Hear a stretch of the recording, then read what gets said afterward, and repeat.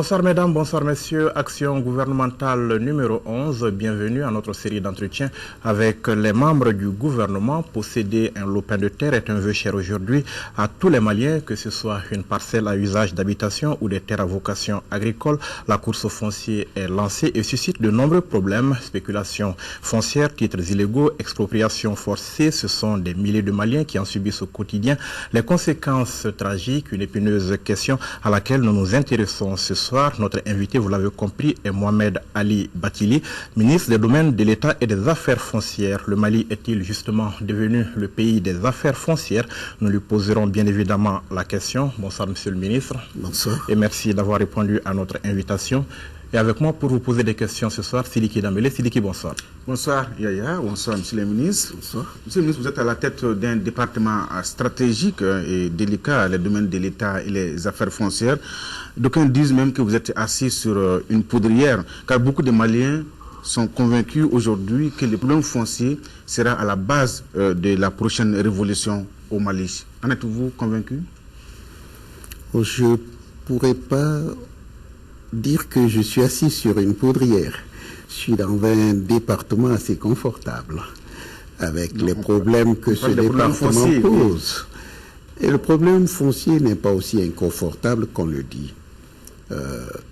Il s'agissait de le formuler dans un premier temps et de l'identifier en tant que problème.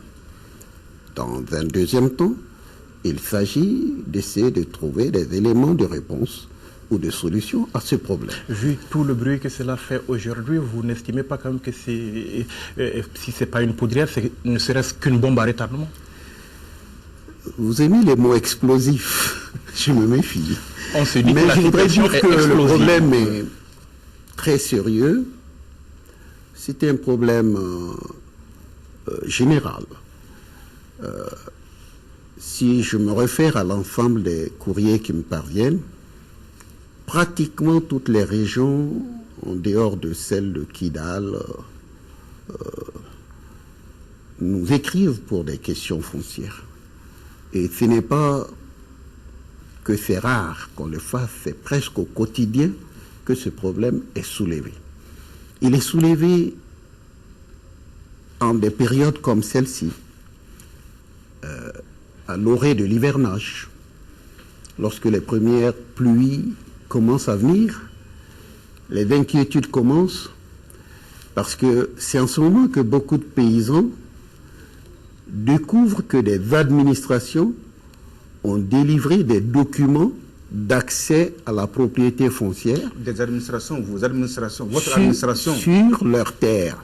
Des administrations, il y a la mienne, il y a l'administration territoriale, il y a même aujourd'hui le ministère de la décentralisation, parce que les maires relèvent de ce ministère-là. Monsieur le ministre, on va entrer dans le fond du sujet, mais toutes ces frustrations que vous voyez par-ci, par-là, quand ça va ressortir, ça ne va pas faire quand même une révolution? Ça pourrait le faire. La profondeur des ressentiments et parfois le désespoir qui en résulte peuvent être des motifs de révolte ou de révolution. Une révolution demande une meilleure structuration, mais une révolte, elle peut être spontanée. Donc les gens peuvent spontanément s'opposer à des documents fonciers dont ils ignoraient tout jusqu'au moment où ces documents leur sont présentés. Disons deux mots de votre méthode, la méthode Bathily. Quand on vous voit un peu dans vos rencontres avec les populations, on se dit peut-être que vous avez pris le parti des plus faibles. Certains disent vous incitez à la révolte. Non, la méthode Bathily, je ne sais pas si elle existe vraiment. Mais j'ai des convictions. J'ai des convictions. Je suis convaincu que je vis dans un état de droit.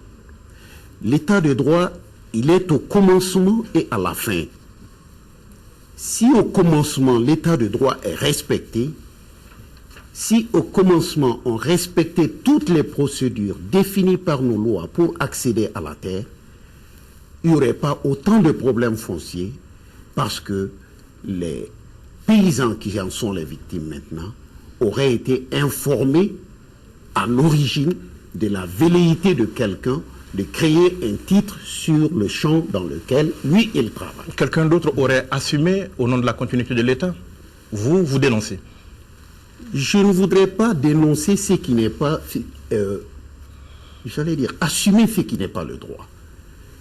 C'est pas parce que des gens dans leur bureau, en tant que fonctionnaires, ont créé des documents sur la base de la violation des procédures qui les assujettissaient au moment où ils interviennent. La continuité de l'État ne vous oblige pas à assumer? La continuité de l'État n'est pas dans la violation de la loi.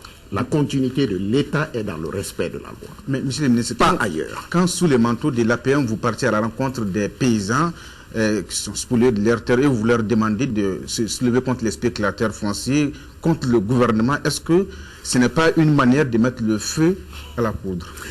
Mais vous êtes assez fort, plus fort que moi. Je n'ai jamais dit aux paysans de se soulever contre le gouvernement. J'ai dit une chose qui est dans notre constitution, monsieur. En 91, au Palais de la Culture, lorsque notre constitution l'adoptait, on a eu à dire qu'en vérité, l'une des causes des événements de 1991, c'était qu'on violait toutes les procédures et que l'arbitraire commandait l'action des gouvernants.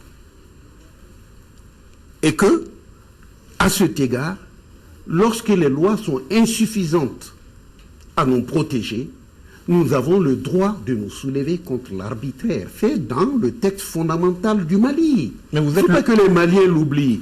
Donc que moi, je dise lors de mes tournées, écoutez, messieurs, vous qui êtes en charge de certaines obligations, à cause des fonctions qui vous sont confiées, vous avez l'obligation primaire de respecter vos propres fonctions et le droit qui s'y attache. Lorsque vous sortez, vous vous transportez de cette obligation vers quelque chose que la loi ne vous permet pas de faire, de créer quelque chose dans cette violation de la loi et ensuite d'appeler la loi pour protéger votre violation de la loi, cela ne se peut. On ne peut l'admettre. Il faut que le Mali sache si oui ou non, le droit, il s'applique intégralement pour nous tous, ou si au contraire, il y a une catégorie dispensée du respect des lois, alors que l'autre catégorie, la plus faible, est assujettie à... Le discours, on l'entend bien, mais quand il vient de la bouche du ministre, ça paraît bien. Mais si le ministre ne le dit pas, le ministre aura trahi son pays, parce que son pays est un pays de droit. C'est cette vocation-là qui l'amène à parler au nom de ce pays. Le ministre ne doit pas tout simplement être gêné de dire qu'on viole la loi de son pays. Bien au contraire, il défend ainsi son pays. Mais monsieur le ministre, vous ne trouvez pas que vous vous trompez des rôles de par vos agissements, vos vérités crues, vos dénonciations? Je ne crois pas. Je crois que nous avons un devoir de transparence vis-à-vis de ce pays et nous sommes redevables aussi vis-à-vis de ce pays. Je ne voudrais pas me sentir dans l'obligation de mentir. Personnellement, ça me gênerait dans ma peau de sentir que je mens parce que d'autres ont trahi le pays. D'autres n'ont pas appliqué la loi et que moi, je sois là pour mentir et les protéger. Je n'ai aucune vocation à le faire et je ne le ferai pas. Une dernière question sur ce chapitre. Certains disent que vous êtes en campagne. Campagne, pourquoi? Il y a quelle élection? Ben, il y a des élections à n'en pas finir qui vont arriver. À n'en pas finir, tout le monde est en campagne. Présidentielle en 2018. À n'en pas finir, tout le monde est en campagne. Tout le monde est en campagne, donc vous êtes en campagne, vous confirmez? Je ne le sais pas, c'est vous qui dites que les gens disent que je le suis. Je vous pose la question. Moi, je ne suis pas en campagne. Vous avez un langage de campagne. Je ne sais pas quelle est cette campagne. Est-ce que ce pays n'a pas droit à un peu de vérité? Et le dire à un moment donné, c'est aller en campagne parce que les autres, si les autres ne disent pas la même chose que moi et que j'ai un ton différent, une compréhension différente, ça veut dire que je suis en campagne? Je ne le comprends pas. Je dis, il fait galvauder les mots. Le mot campagne ici ne sied pas. J'ai le devoir d'assumer mes fonctions dans la transparence, dans le respect des lois de mon pays et de dénoncer toutes les violations de mon pays. Si cela soit compris comme être en campagne, je ne le vois pas. Quand vous me dites que c'était membre du gouvernement, je ne crois pas qu'en entrant dans le gouvernement, j'avais signé quelque part un pacte de ne pas dire la vérité ou de mentir. Non, je ne l'ai pas signé, on ne m'a pas proposé ce pacte dans mes engagements. C'est la méthode Bathily, un ministre qui ne recule devant rien. Est-ce que c'est la méthode Bathily? C'est peut-être tout simplement une méthode qui sied à la situation du Mali. Quelle est la situation actuelle? Vous-même vous dites, partout, il y a un désespoir profond pour le foncier. On vous dit, vous êtes ministre dans ce domaine. Donc, quelque part, vous êtes en charge de trouver les moyens de parler non seulement de ce désespoir, mais de proposer aussi qu'on en sorte. Est-ce qu'on peut en sortir en mentant? La question, peut-on soigner le palu en cassant le thermomètre pour ne pas voir la température? Moi, je ne veux pas casser le thermomètre. Je veux regarder le problème en face. Je veux l'assumer. Ceux-là qui le posent, eux l'assument, mais ils ne veulent pas qu'on en parle parce qu'ils en ont les bénéfices. Mais quels bénéfices? Moi, j'ai de les couvrir lorsqu'ils vont spolier le paysan. Ils ne veulent pas que moi j'en parle. D'accord. Si j'en parle, ça fait mal. D'accord. Ce n'est pas le rôle du ministre. Si, c'est mon rôle. Mais celui-là qui est victime, parfois, dont la voix est tellement faible que personne ne l'entend, parfois qui est noyé dans les procédures, parfois qui ne sait même pas le langage dans lequel les procédures sont exprimées et écrites. Alors, celui-là, s'il y a quelqu'un aujourd'hui pour dire, attention, c'est un citoyen malien, il est bénéficiaire des mêmes droits que tout le monde, et le droit de propriété est un droit sacré, visé dans notre Constitution en son article 13, et qui ne parle pas seulement que du droit de propriété scriptural sorti des bureaux, mais de tous les droits de propriété, parce qu'on dit que le droit de propriété est inviolable sans que la nature de ce droit soit qualifiée, soit définie dans la Constitution. Alors, Monsieur le ministre, est-ce que le paysan, sa propriété, est-elle aussi inviolable?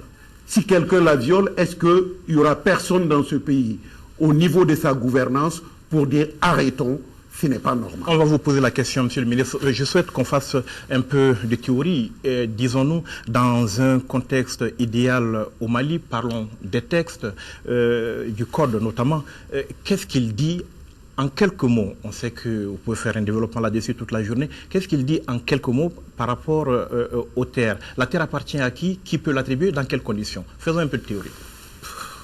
Oui, ça c'est une grande question. Oui, mais en quelques mots, on va vous demander un effort. En quelques mots, moi je vais dire que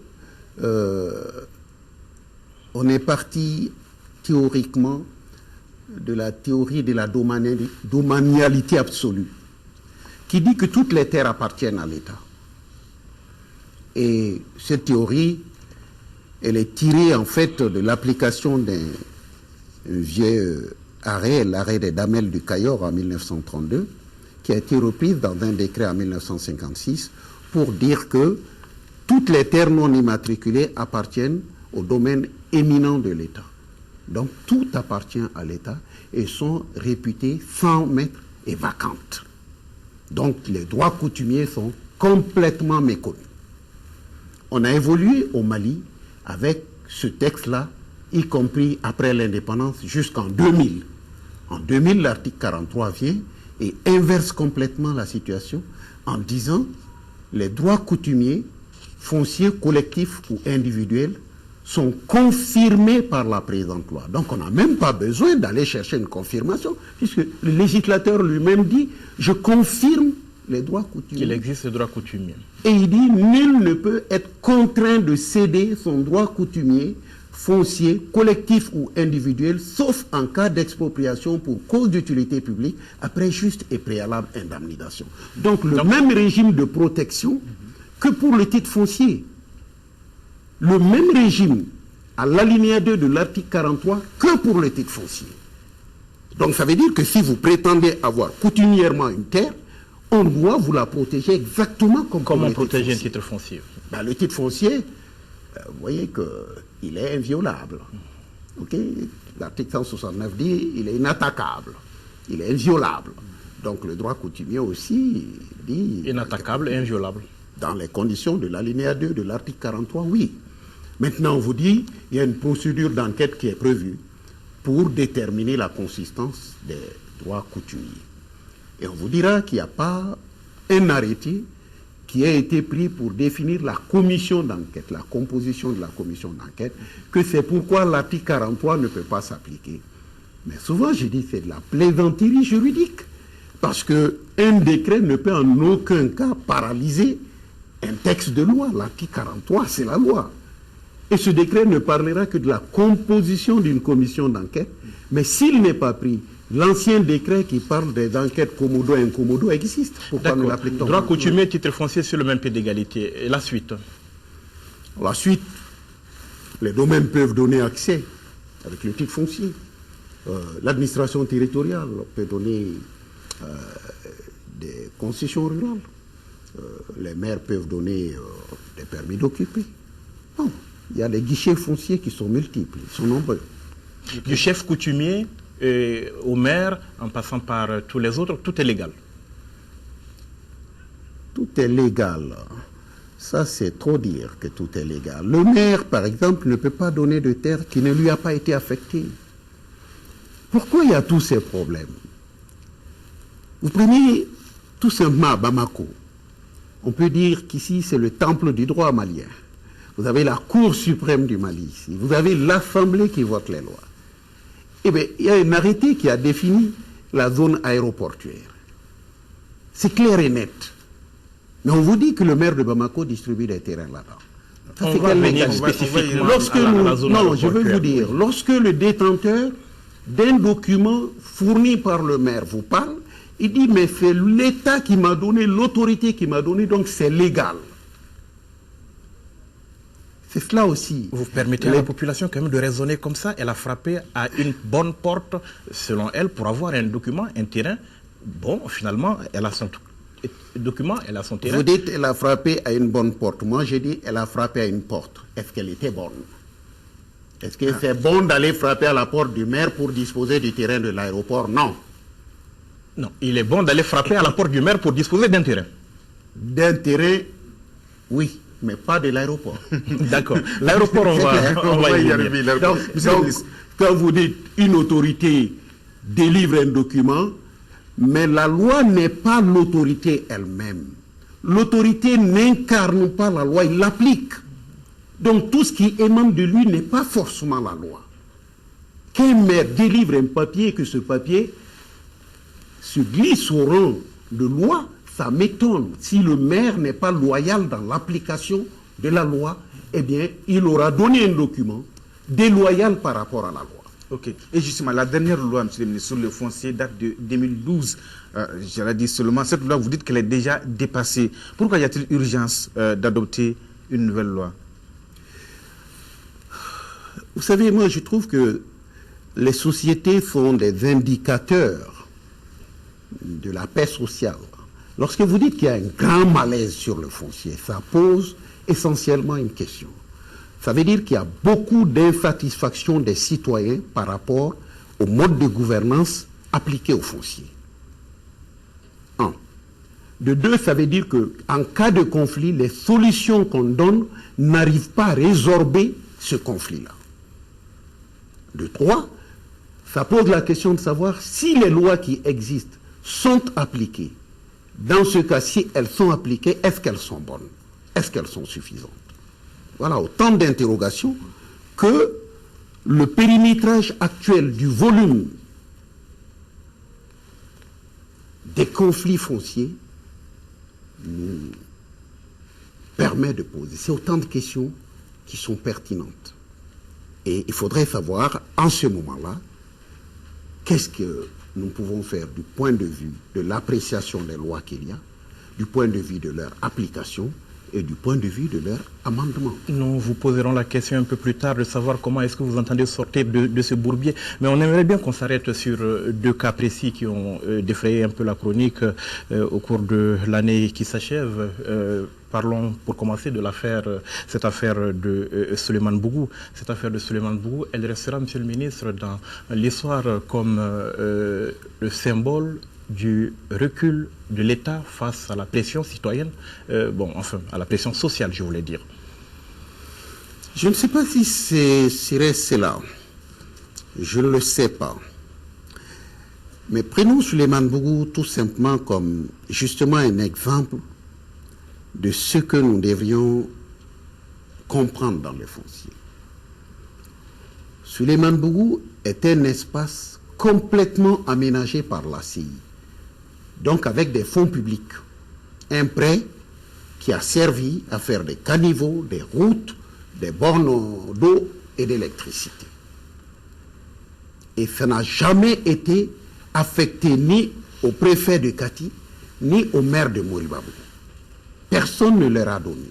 À un moment, ils sont intervenus, ils se sont mis à vendre ces terrains-là. Est-ce parce que c'est dans leur commune? Est-ce parce qu'ils pensaient que le niveau d'impunité est tel qu'ils vont le faire et que les solutions, c'est tout simplement qu'on va en parler, après ça va passer. Installez-vous, après ça passera. Mais ce qui ne se dit pas, ils ont donné ça comme permis d'occuper, comme, je ne sais pas, permis d'habiter. Ils ont donné au prix officiel de ces documents-là dans les 6 000 ou 7 000, allez-y demander. Parce que des victimes m'ont dit, j'ai acheté à 17 millions. Où ces 17 millions ont-ils été enregistrés? Est-ce que le maire de Moriba Bougou, est-ce que le préfet de Kati ont le droit à ce point-là d'utiliser les fonds publics, de vendre et d'empocher l'argent? Et ceux-là qui vont l'acheter savent bien que le préfet ou aucun maire du Mali n'a jamais aménagé un site comme l'ACI le fait pour ensuite le mettre à la disposition des citoyens. Et ils ont tous les moyens de vérifier. Aujourd'hui, qu'est-ce qui se passe sur ce terrain? Sur ce terrain, ceux-là qui ont fait cette occupation illégale empêchent ceux qui ont acheté le titre avec l'État d'accéder à leur titre. Est-ce que c'est là le droit? Monsieur le ministre, il se dit d'un côté que ces parcelles ont été morcelées sur la base du droit coutumier parce que des familles auxquelles elles appartiendraient auraient demandé aux autorités de le faire. C'était des titres fonciers, excusez-moi, dans une zone de Sotuba qui a été immatriculée depuis les années 40. Excusez-moi. Et aucun droit coutumier ne s'était manifesté sur ces terrains-là. Il ne faut pas qu'on galvaude aussi ce concept-là et qu'on dise le droit coutumier. Ils viennent occuper des terrains aménagés avec bornes d'eau, bornes d'électricité, fossés, routes. Et on vous dit que ça, c'est le droit coutumier. Le droit coutumier a quelle emprise l'enseignement sur ce terrain? Non, vous voyez, encore une fois, je pense que la responsabilité veut qu'on appelle les choses par leur nom. Chaque fois que on est sûr de l'impunité, on affaiblit la loi, c'est le minimum, ou on la tue, c'est la finalité. Et l'impunité a atteint un tel niveau dans notre pays que les gens ne croient plus en l'État et en sa capacité de faire appliquer ça. Monsieur le ministre, dans cette situation, il faut que nous ayons conscience. Est-ce qu'il faut... C'est le produit de plusieurs années de gouvernance qui a été... Monsieur le ministre, qui est-ce qu'il faut blâmer? Ceux qui ont acheté ou ceux qui ont vendu? Bon, les deux. Ceux qui ont acheté, ils savent qu'ils vont frapper à la mauvaise porte. L'ACI était là-bas, ils savaient. Ils savaient. Mais c'était plus facile d'accéder ainsi au terrain de l'ACI en bravant toutes les réglementations et en se servant de cette forme superficielle du droit en disant tout simplement le maire est une autorité. Donc, si le maire est une autorité, le document qu'il donne est légal. Mais on est dans le sophisme. C'est comme on vous a dit dans la philosophie, l'homme est un animal à deux pattes et quelqu'un a déplumé une poule, un coq et l'a lancé. Il dit c'est un homme. Est-ce que c'est un homme? C'est un animal là. Il a deux pattes là, mais est-ce que c'est un homme? Ça vous fait rigoler, mais moi, de la même manière, ça me fait rigoler lorsqu'on me dit que tout ce qu'un maire fait, tout ce qu'un commandant fait, il n'y a pas de limite. Le commandant, le maire, ils sont le gouverneur, ils sont eux-mêmes la loi. Donc, ils sécrètent la loi, ils n'appliquent pas la loi. C'est pas vrai. Monsieur le ministre, en tout cas, recul du gouvernement ou repli stratégique, prenez ce que vous voulez. Vous n'avez pas l'impression de vous battre contre un moulin avant dans cette affaire-là? Pas du tout. Dans cette affaire, le gouvernement, ont été clairs. Je vous renvoie à des propos de son Excellence Monsieur le Président de la République, parce que vous lui avez posé cette question de Souleymane Bougo en son temps, et il vous a dit que ça concerne ceux qui ont voulu défier la loi. Encore une fois, ça les concerne, c'est un défi à la loi. Et la loi finira par s'appliquer, qu'on le veuille ou pas. C'est la loi, ce n'est pas autre chose, ce n'est pas Bathily. Mais est-ce que la loi a un sens pour nous? Oui, si elle a un sens, donc elle doit s'appliquer. Monsieur le ministre, il s'est dit que c'est le président de la République et le Premier ministre qui vous ont sommé d'arrêter de démolir.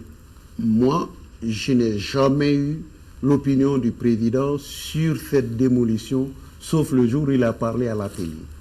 Et quand il l'a dit, j'ai été soulagé de l'entendre, parce que j'avais le sentiment que vraiment personne ne voulait comprendre que c'était des défis à la loi. Mais venant de lui, sans que moi je le dise, j'étais fier de lui. Mais franchement, vous n'êtes pas allé jusqu'au bout. C'est pas un mauvais signal, votre recul? J'ai pas reculé et c'est pas un mauvais signal. Vous n'êtes pas allé jusqu'au bout de cette démolition aussi. Mais permettez-moi de vous dire que on ira au bout de cette démolition. Que cela soit entendu. On ira au bout. Il n'est pas question de laisser certains violer la propriété d'autrui dans ce pays. Alors, parce que tout simplement, ils s'appuient sur des documents acquis de façon violatrice de la loi. Ces documents ne peuvent violer la loi et demander la protection de la loi. C'est quand même contradictoire. Qu'un document issu de la violation de la loi cherche à bénéficier de la protection de cette même loi. Alors, Monsieur le ministre, c'est pas possible. Allons-y vers cet autre cas qui constitue la zone aéroportuaire. Vous avez visité, vous vous êtes rendu compte que la zone se construit de façon illégale. Vous avez dit on va démolir et on attend. Écoutez, je suis en train de travailler sur ce dossier et vous savez que le niveau d'implantation dans la zone aéroportuaire est très élevé. Les gens pensent que... j'ai même entendu quelqu'un dire que c'est un ministre démolisseur. Est-ce que c'est les délinquants qui démolissent notre État et le ministre veut nous ramener à la loi? Et nous ramener à la loi, c'est ça, être démolisseur? Ceux qui ont été construits, c'est eux qui démolissent la loi. Ils démolissent la loi. La zone de l'aéroport a été classée. Les gens m'entendent. Ceux qui y étaient installés, parfois avec des titres fonciers, ont été amenés à abandonner cette zone. Ils ont été dédommagés. Et c'est une zone prévue pour la sécurité aéroportuaire et le développement des activités aéroportuaires. Il se passe comment que la zone soit occupée et que ce soit à ce niveau avancé de construction selon vous, sans que personne ne lève le petit doigt? Moi, j'aurais voulu que dès la première maison construite, il y ait une émission que vous vous posiez cette question. Moi, je constate que c'est occupé, que c'est en train d'être occupé, que ça ne doit pas être occupé. Un État, quand même, ne doit pas être dans l'incapacité de protéger une zone aéroportuaire, surtout la principale zone aéroportuaire de notre pays. Oui, monsieur le ministre, ils démolissent la loi, c'est vous qui le dites. Vous allez attendre qu'un village se crée dans la zone aéroportuaire à Sarakourouméguetan pour les casser après? Vous savez, monsieur le Président est arrivé en septembre 2013. Et ces villages étaient déjà créés. Nous n'avons pas attendu qu'ils se créent. Mais nous venons à la manière, poser un diagnostic, c'est occupé. Ça ne doit pas être occupé. Et il faut faire quelque chose. Monsieur, si vous allez chez le médecin, vous avez une maladie, il faut admettre qu'il vous dise de quoi vous souffrez. La zone aéroportuaire a été squattée par des gens qui peut-être sont victimes, mais victimes d'une administration qui, elle, l'a fait sciemment. Vous avez fait le constat il y a déjà quelques mois. Le diagnostic est posé. Mais est-ce que vous pensez qu'il faut aller, dès le constat, se lever, aller casser? Il faut d'abord informer du constat qu'on a eu à faire. Il faut l'évaluer. Il faut évaluer même la nature des documents qui ont permis aux uns et aux autres de s'installer là-bas. Et il faut avoir une approche, en tout cas pédagogique, et une approche de fermeté aussi liée à l'application de la loi. Monsieur le ministre, qui a vendu ces terrains-là? Vous avez dit même la piste d'atterrissage a été vendue. Oh, je dis l'espace prévu pour le tracé de la deuxième piste pas l'actuelle piste. Oui. Un. De deux, qui a vendu? Moi aussi, j'ai cherché à savoir. Il y a des permis là-dedans qui ont été faits par le maire du district de Bamako. Il y en a qui ont été faits par le sous-préfet de Kalabanko. Il y en a qui émanent des autorités coutumières de Sirakoro-Meguetama. C'est pour l'instant les trois sources que j'ai à ma disposition. Si je comprends bien, c'est le domaine public de l'État, comme vous nous l'avez expliqué, et personne n'est censé... C'est le domaine public, il est inaliénable et incessible. Ça aussi, c'est la loi qui le dit. Donc, si on rappelle ça, il y a des gens qui pensent que dès lors que l'État va même regarder l'illégalité qui se commet, l'État est en faute. Bathily n'aurait jamais dû aller regarder la zone de l'aéroport. Et pourtant, on dit que je suis ministre des domaines. Le domaine aéroportuaire, j'en suis un peu responsable, que je sache. Que j'aille voir ce qui s'y passe, c'est tellement normal. Mais on trouve que cela n'est même pas normal. Mais en dessous et derrière. Moi, je vous dis, ces occupants, ils cherchent à polluer tout. Ils font des démarches auprès des autorités religieuses, sachant ils ne vont pas au tribunal. Ils vont de chez des autorités religieuses qui doivent faire la pression. Pourquoi? Pourquoi pas le tribunal? Eux-mêmes évitent le droit parce que dès le départ, c'est un évitement systématique du droit. Quand vous leur dites que c'est dangereux d'y habiter, ou ils ne sont pas sensibles à cela, comme vous avez parlé de sensibilisation? Mais moi, je trouve qu'on va le faire. Moi, je pense que certains seront sensibles. Pourquoi pas? Parce que c'est une question de sécurité. Dans cette zone-là, dans chaque aéroport du monde, on crée des zones comme ça, qu'on appelle des zones de dégagement, parce qu'on prévoit qu'en cas d'accident, c'est des zones qui peuvent recevoir l'appareil en détresse au décollage ou à l'atterrissage. 80% des accidents d'avion surviennent en ces moments-là. Donc, c'est des zones qui ne doivent pas être habitées pour qu'en cas d'accident, les dégâts soient limités. Que l'avion ne tombe pas en détresse sur des familles entières qui ne s'y attendent pas et qui peuvent disparaître de ce fait. Nous ne le souhaitons pas, mais si ça devait arriver, ce jour-là, on va filmer tout cela en bonne et due forme, on va les montrer sur le petit écran et on va dire vraiment, au Mali, on a été irresponsable. Les autorités ont été irresponsables de laisser les gens s'installer là parce qu'ils savaient bien que en cas d'accident, ils allaient recevoir un avion rempli de kérosène sur la tête. Donc on va attendre cette catastrophe-là, d'abord. Moi, je suppose qu'elle ne vienne même pas. Je prie le bon Dieu que la catastrophe ne vienne pas. Mais il n'y a pas de risque zéro en la matière.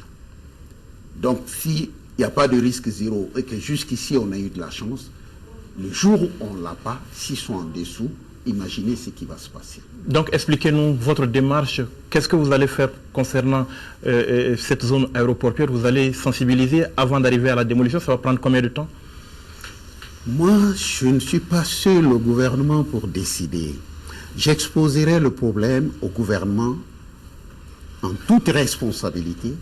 Et le gouvernement est un gouvernement responsable. Il prendra les décisions qu'il faut. Mais je vais attirer votre attention sur des faits similaires. Nous avons vu au Sénégal. Ça s'était passé.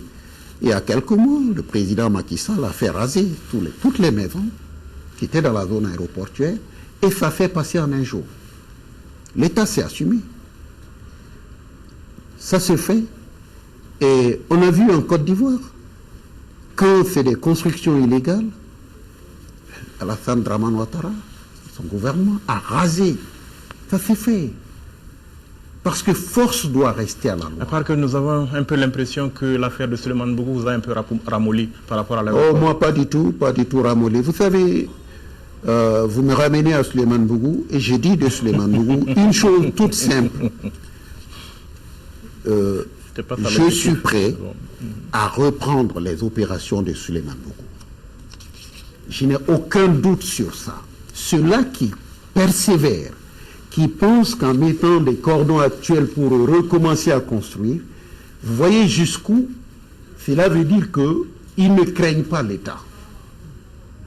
L'État n'a pas d'existence pour eux. Seul leur intérêt prévalent. Mais en ce moment, qu'ils donnent le droit à quelqu'un d'autre, vous ne croyez pas à l'État, donnez-moi le droit d'y croire. Vous croyez que vous pouvez bloquer l'État, donnez-moi le droit de croire que vous ne pouvez pas. L'objectif n'était pas de vous ramener à Souleymane Bougou, oui. Mais par rapport à l'aéroport, il y a peut-être des dissensions au niveau du gouvernement? Ça n'a jamais été posé comme problème. Vous savez, moi je sais qu'il y a beaucoup d'installations dans la zone de l'aéroport. Ça dépend de quel côté vous prenez. Si vous allez dans une partie de Sirakoro-Meguetana, il y a presque un village là-bas. Oui. Si vous allez entre Sirakoro-Meguetana et Senou au bord du Goudron, vous voyez presque un village là-bas. Donc il faut évaluer tout ça. Ce n'est pas parce que moi j'ai été voir que je donne le film au gouvernement. Je dois faire une étude de toutes ces situations et les transmettre au gouvernement. On n'est pas ramolli. Ça ne correspond pas à ma nature de me ramollir. Parce que je ne suis pas comme qui dirait quelqu'un qui agit parce qu'il est sanguin. J'essaye d'adosser mes actions à une lecture saine et propre de la loi. Mais parfois, certains sautent une partie de la loi et vont chercher à appliquer l'autre partie. La partie sautée m'intéresse beaucoup. Pourquoi on l'a sautée? Et qui a intérêt à ce qu'on la saute? Dès lors que je dis pourquoi on l'a sautée et qui l'a sautée et qui a intérêt à la sauter, on dit qu'il sème la bombe. Est-ce à dire qu'une partie de notre loi ne doit pas être évoquée sur notre territoire? Est-ce à dire que si on l'évoque, on cherche forcément à révolter les gens? Alors, si c'est le cas, qu'on aille à l'Assemblée ou qu'on abroge ces lois. Alors, monsieur le ministre, il y a l'aéroport, c'est vrai, il y a l'aéroport, il y a aussi les rails, il y a le fleuve, il y a des citoyens qui construisent aujourd'hui dans la servitude des rails. Vous, ministre des Domaines de l'État, vous regardez faire, vous faites le constat, vous croisez les bras? Oh, moi, je crois que je n'ai jamais croisé le bras. Passez une journée avec moi dans mon bureau, vous allez voir si je croise le bras. Mais je vais vous dire, face à l'ampleur de ces problèmes, et vous ne voyez que ceux de Bamako qui vous taquinent. Allez-y dans les régions, allez-y partout au Mali. Vous avez des cris de détresse à cause de la terre. On va essayer d'en dire un mot si le temps nous permet un peu plus tard. Mais ce que moi je peux vous dire, c'est que les domaines, ce n'était qu'une division de la Direction nationale des impôts du Mali. Le personnel est réduit comme peau de chagrin. Chacun de mes conseillers traite un minimum de 300 dossiers sur sa table. La Direction nationale a des milliers. Et quel est le personnel? Le personnel en nombre n'est pas suffisant. Le profil professionnel est complètement déficitaire. Parce que la finalité de la gestion du foncier, c'est d'arriver au droit foncier. Mais qui a-t-on au domaine? En général, des inspecteurs des impôts, des ingénieurs de construction civile, donc qui sont bons à calculer la fiscalité foncière ou à tracer des lignes sur des plans pour dire voilà les limites de telle propriété.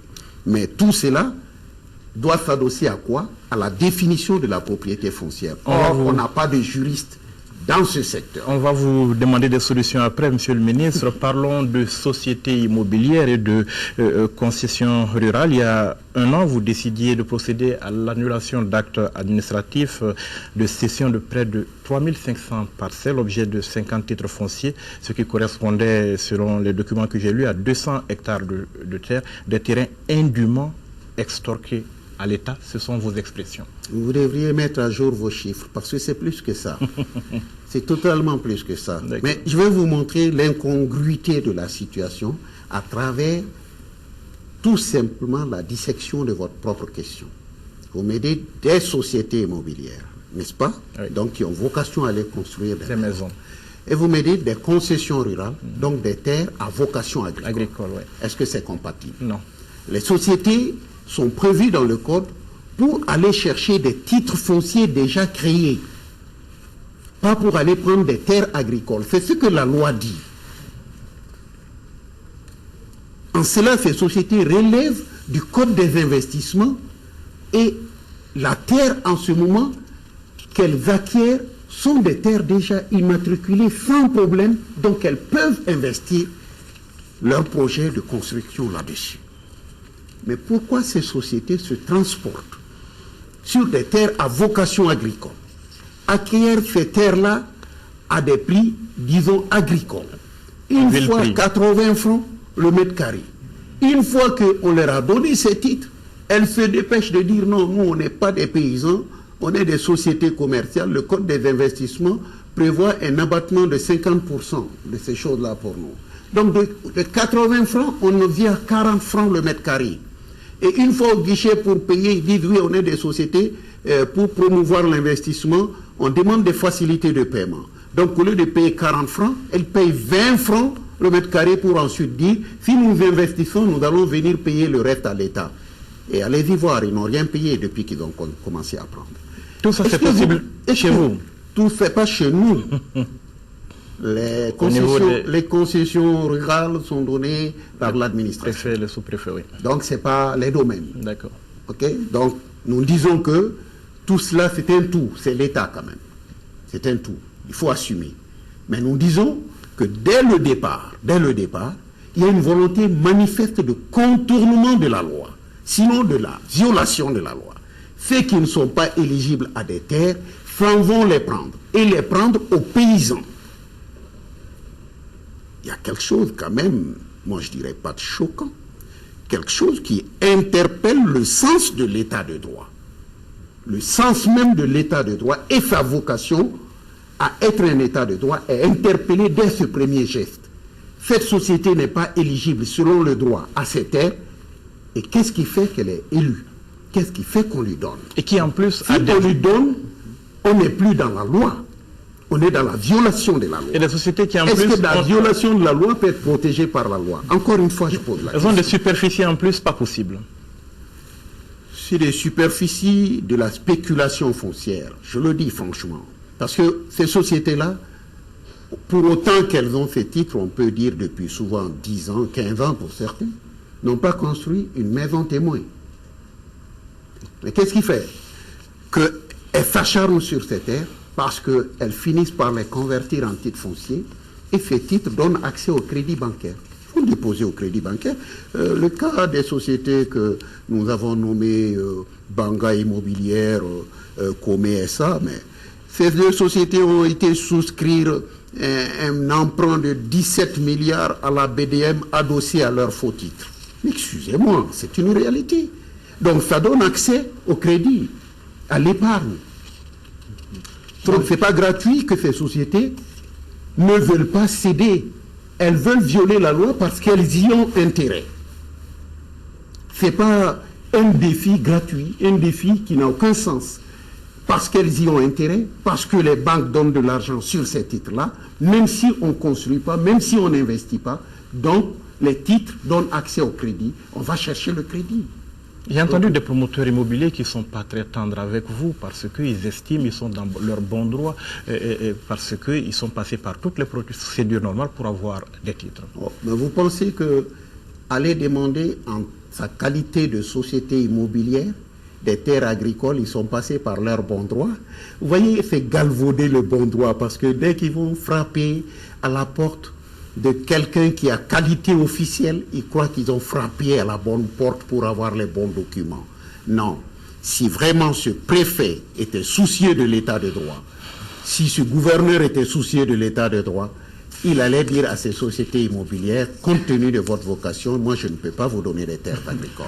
Trop simple ça. Monsieur le ministre, trop de sociétés immobilières, ça pousse comme des champignons. Vous ne trouvez pas que la multiplication, cette armada de sociétés immobilières est à l'origine quelque part de la spéculation foncière? Non, non, non. Ce n'est pas ça qui est à l'origine de la spéculation foncière. C'est la spéculation foncière qui est à l'origine de la création de ces sociétés. Elles sont nées intrinsèquement pour faire de la spéculation parce que ça rapporte. Monsieur le ministre, les paysans que vous rencontrez souvent se disent aujourd'hui spoliés de leur terre. Il semblerait qu'il y a des villages entiers dont les terres sont vendues à des opérateurs économiques très connus. Est-ce que vous pouvez nous dire quelle est l'ampleur de la situation aujourd'hui? Moi, je crois que l'ampleur de la situation est révélée par l'occupation des terres autour de Bamako. Vous n'avez qu'à voir. Vous avez des villages où il n'y a jamais autre chose que des paillotes, des cases en banco. Et à côté, à quelques mètres, vous voyez des grandes clôtures en ciment. Vous voyez que le niveau de vie de ceux qui vivent dans ces cases-là ne leur permet pas de faire des clôtures en ciment comme ça, à quelques encablures de leur village. Et prenez la route de Ségou, vous roulez jusqu'à Fana, je crois que vous allez voir ces propriétés, la marque de ces propriétés, les bornes. Vous allez un peu sur toutes nos routes, c'est ce qu'on voit. Les villageois n'ont pas tort. Les villageois n'ont pas tort parce que, je le dis encore, lorsqu'on s'en va donner 123 hectares à Faya Immobilière, à Kati, sur cet espace, vous trouvez la mosquée du village, le CESCOM du village, le cimetière du village et la cave des anciens du village. Et même le bois sacré. Et même le bois sacré. Vous allez dire que là, il y a eu une enquête foncière, que le document du titre foncier revêt le formalisme requis par la loi pour être ainsi qualifié de titre foncier. Mais toute la procédure subséquente qui aurait dû servir à valider ce titre-là a été violée. Sinon, vous allez faire une enquête, une mosquée quand même, ça ne se cache pas. Un cimetière, ça ne se cache pas. Un CESCOM, ça ne se cache pas. Il y a les titres et c'est dans vos livres fonciers. C'est dans nos livres fonciers. C'est dans nos livres fonciers. Donc, vous allez comprendre quoi à partir de là. La question nous renvoie à cette image du proverbe chinois qui nous dit, si vous montrez la lune à un imbécile, il vous regarde le doigt. Le doigt, il ne voit pas la lune. On veut que nous soyons comme des imbéciles qui ne regardons que le titre foncier, mais qui ne voulons pas voir ce qui se passe derrière pour arriver au titre. Est-ce un crime de comprendre? Et si nous comprenons, est-ce là notre faute? D'accord, monsieur le ministre, continuons sur... sur... juger les sociétés, mais nous allons chercher à les comprendre. Et c'est ce que Anatole France disait. Lorsque vous comprenez, lorsque vous jugez, vous ne comprenez pas. Car si vous comprenez, vous ne pouvez plus juger, vous ne pouvez qu'accepter. Alors, monsieur le ministre, l'ampleur de toutes ces questions, si je ne m'abuse, c'est ce qui a conduit à un certain moment à la suspension des attributions de parcelles. Alors, vous avez suspendu les attributions de parcelles pour y voir un peu plus clair. Qu'est-ce que cette suspension a permis de faire depuis qu'elle est en cours? C'est le gouvernement qui a suspendu. Nous disons que quand la suspension intervenait, j'étais ministre de la Justice. Oui. Souvent, on me l'attribue, parce que je crois que tous les péchés d'Israël sont bons à être portés par moi. C'est un péché? Mais c'est non, les gens croient que c'est un péché, on dit c'est bâtiment. Bon, je prends ma part de responsabilité dans la décision. À l'époque, c'était le ministre Tchémon. Et donc, c'est le gouvernement. Oui, et c'est le gouvernement qui a apprécié à l'époque les raisons qui ont été invoquées. Je pense que ce n'était même pas tant la spéculation foncière que la volonté de mettre un peu d'ordre dans les dossiers fonciers. Notamment le projet de créer un système d'information foncière fiable, numérisé. Donc, il fallait à un moment ne pas continuer à alimenter le système avec ces documents sujets à problème, essayer de gérer un tant soit peu tous ceux qui étaient là pour alimenter ce système d'information foncière qui existe dans 20 projets qu'on appelle le data center, et l'immatriculation, la dématérialisation de ces titres-là. Alors, est-ce que la suspension vous a permis d'avancer sur ce dossier? On est suffisamment avancé. La dématérialisation, vous pouvez aller le vérifier à la Bibliothèque nationale.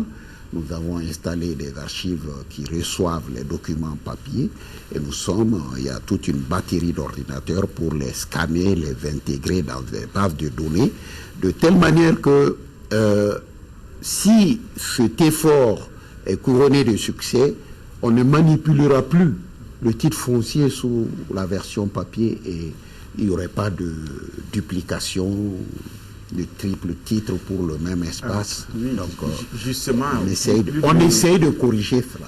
Plus de 1000 doublements, triplements de titres fonciers aujourd'hui, ça ne vous empêche pas de dormir? Moi, je crois que j'ai l'esprit tranquille. L'esprit tranquille, pourquoi? Parce que je me dis, si je crois en la force de la loi, je crois forcément au combat qu'il faut mener contre ce genre de pratique qui a conduit à ça. C'est ceux-là qui ont fait titre ou qui faisaient ces pratiques-là qui ne doivent pas dormir. Je crois que beaucoup de gens doivent se poser des questions aujourd'hui sur leur comportement passé par rapport à la situation actuelle qui est évoquée au grand jour. Nous avons tout simplement eu le mérite peut-être de dire au grand jour ce qui se passait, qui faisait souffler tout le monde. C'est dit qui évoluons peut-être, vu le temps qui nous reste, sur les solutions. Vous avez commencé à parler de ce data center. Vous parlez aussi de sécurisation des documents fonciers. Cela entre dans ce cadre? Bien sûr, le data center, c'est vraiment faire en sorte qu'on ne puisse plus aller manipuler des titres fonciers, qu'on les fasse disparaître pour créer des duplicata avec d'autres noms. On a parfois assisté à une chose qui va vous paraître complètement surréaliste. Pourquoi? Parce que des gens vont prendre le titre foncier peut-être en votre nom. Ils créent votre personnage parce qu'ils vont chercher quelqu'un qui va porter vos noms et prénoms, lui donner une carte d'identité, et cette personne donne une procuration pour qu'on aille vendre le titre. Et vous êtes tranquillement chez vous. Ce n'est pas vous qui avez donné la procuration. On a pris seulement votre identité, on l'a volée à partir du titre foncier. On l'a attribué à quelqu'un d'autre. Et on l'a attribué à quelqu'un d'autre. Comme si c'est vous qui étiez d'accord. Donc si on arrive à la numérisation, des choses comme ça ne peuvent pas arriver. Il était question aussi de la mise en place d'un cadastre, on en a parlé en son temps. Vous avez dit l'approche jusque-là n'a pas été bonne, on a eu une approche fiscale et non une approche... Oui, le cadastre, je crois que bon, c'est comme le monstre du Loch Ness ou bien un serpent de mer, mais on fait des efforts pour y arriver maintenant. Pourquoi? Parce que depuis quand même, il faut l'avouer, avant que je ne vienne, le ministre Tcheman avait tracé une ligne de réflexion, une ligne de pensée qui est vraiment valable et par rapport à laquelle nous continuons à travailler. Donc, les données qui servent à aller vers le cadastre, nous sommes en train de les confectionner. Mais un cadastre, ce n'est pas une chose facile. Il y a plusieurs cadastres. Il y a des cadastres qui sont là par rapport au titre juridique, le titre foncier en papier. Il y a des cadastres aussi qu'il faut faire par rapport aux données géodésiques. Donc, sur le terrain, quel espace correspond à ce titre? Est-ce qu'il n'y a pas chevauchement? Est-ce que l'espace existe alors que le titre en papier existe? Donc, tout cela, il faut arriver à une certaine harmonisation de l'ensemble des données permettant au titre de jouer pleinement son rôle en tant que document juridique et en tant qu'espace sur le terrain. Alors, le plus important, vous parlez bien souvent d'impunité. Comment est-ce que vous voyez l'impunité dans ce domaine? L'impunité dans ce domaine, je vais vous le dire, c'est que ce n'est pas que lié aux questions foncières. D'une manière générale, au Mali, l'impunité a été voulue par des gens d'un certain rang dans la société. C'est-à-dire ceux qui ont les moyens ou qui occupent des postes et qui dégagent donc à cause de ces postes une certaine influence, se sont toujours soustraits à la rigueur des lois. Donc, l'impunité a atteint un tel niveau que les lois ont du mal à s'exprimer face à ces forces-là. Et les lois, on ne leur donne d'expression que par rapport aux économiquement plus faibles. Excusez-moi, c'est une réalité dans notre pays. Sinon, comment comprendre que c'est écrit noir sur blanc, fait dans nos lois, ceux qui sont chargés de l'appliquer le savent, qu'un maire ne peut pas donner un espace qui ne lui a pas été affecté, qu'il est interdit de donner un espace, donc la disposition du bien d'autrui est interdite. La méthode Bathily de lutte contre l'impunité, c'est quoi? Traîner tous ces gens devant les tribunaux ou des sanctions administratives? Moi, j'ai opté pour, chaque fois que je suis devant des cas comme ça, de dire aux gens d'assumer leurs responsabilités. S'ils ont violé la loi, j'ai porté plainte. Souvent, les documents qu'ils ont élaborés servent de preuve, parce qu'il s'agit de faux. Il s'agit d'usage de faux. Alors, si vous me permettez, moi je dirais, est-ce que c'est compliqué pour un procureur de demander à un maire, monsieur le maire, on nous amène des titres que vous avez donnés sur ce terrain. Produisez-nous l'acte qui vous a affecté ce terrain. Puisque vous ne pouvez pas donner de terrain sans que ce soit affecté. Produisez-nous l'acte. On ne le fait pas. Mais lorsque ce maire distribue le terrain et que on veut s'opposer à ce que quelqu'un s'installe, la personne est appelée devant ce procureur, elle est appelée devant la gendarmerie, d'elle soit transmis des mandats de dépôt. Il y a donc un niveau différent d'application de la loi. Pourquoi le maire n'est-il pas interpellé dans sa responsabilité? Lui qui est de surcroît, un officier de police judiciaire. Donc il est censé connaître la loi plus que les autres puisqu'il est chargé de son application. Et sa qualité est une circonstance aggravante de son délit. Vous avez été, monsieur le ministre, ministre de la Justice, elle a travaillé... Vous avez des domaines qui est là. Oui, mais vous avez... non, mais vous l'avez été. Oui. Elle a travaillé comme ça pendant que vous étiez au département, cette justice. Tous les procureurs qui ont travaillé avec moi savent que j'ai porté plainte chaque fois contre tous les maires dont les actes étaient ainsi déférés. Ils le savent, mais ça n'a pas bougé. Donc c'est là où je dis qu'il y a une sorte d'étagement, c'est des fusées à étages. Il y a un étage qui s'est soustrait volontairement à la loi et qu'on a laissé faire. D'où l'impunité. La loi n'a appliqué aujourd'hui qu'à un certain nombre de gens bien connus. Et c'est eux seuls qui adhèrent à la loi. Quand le ministre des Domaines de l'État, en tant que ministre, n'arrive pas à faire avancer des dossiers devant la justice, le pauvre citoyen, il fait quoi? Le pauvre citoyen, il va user de son droit légitime à se défendre. Moi, je le dis parce que c'est dans nos lois. Il va crier dans le désert, personne ne va l'entendre. Personne n'ira crier dans le désert. Parce que s'il est question de défendre son bien, légitimement, si la loi est inopérante, la loi dit, si moi je ne peux pas défendre ton bien, je ne peux pas défendre ta personne, tu as légitimement le droit de te défendre, de défendre ton bien. Okay. Fais la légitime défense. Monsieur le ministre, ce n'est pas les maires seulement, il y a les sous-préfets. Vous l'avez dit, mais je parle de tout le monde. Ils ne doivent pas donner plus de 2 hectares, les préfets plus de 5 hectares, les gouverneurs plus de 10 hectares, mais il y en a qui distribuent plus de 100 hectares, mais ils sont là. Oui. Et on n'a jamais vu un préfet, un sous-préfet traîner devant... mais pourquoi ils ne traînent pas, je vais vous le dire.